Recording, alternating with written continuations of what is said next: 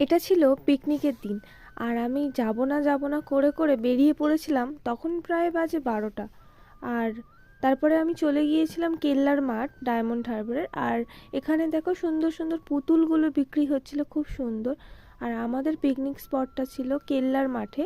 আর এখানে দেখো গুড় জাল দিচ্ছিল। আমরা আমাদের স্পট থেকে ঘুরে একটু ভিডিও বানিয়ে নিচ্ছিলাম, ওই যা হয় আর কি। তারপরে চলে গিয়েছিলাম একটু কাজে হেল্প করতে। এখানে মৌমিতা দি পাঁপড় ভাজছিল, এখানে দাদারা কাবাব বানাচ্ছিল। আর তারপরে আমাদেরকে কাজ দিয়ে দেওয়া হয়েছিল স্যালাড কাটার। তো আমরা দুজন এখানে বসে বসে স্যালাড কাটছিলাম।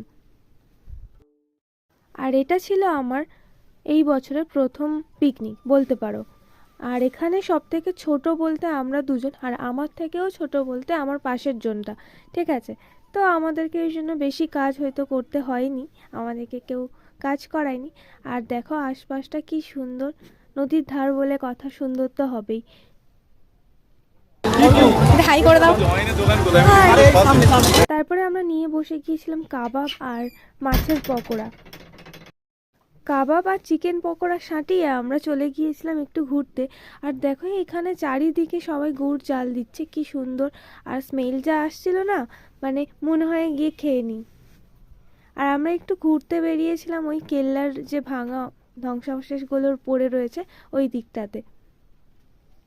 ঘোরা টোরা কমপ্লিট করে আমরা দুজনে সেলফি তুলতে চলে এসেছিলাম। আজকে আমরা পিকনিকে এসেছি। জায়গাটা হচ্ছে কেল্লার মাঠ, ডায়মন্ড। আর কিছু বলবো না।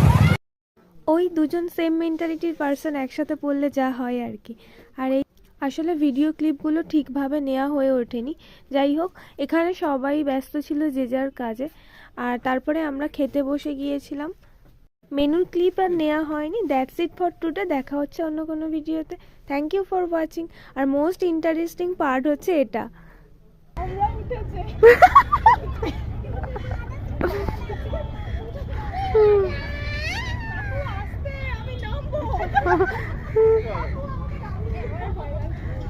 কিচ্ছু হবে না।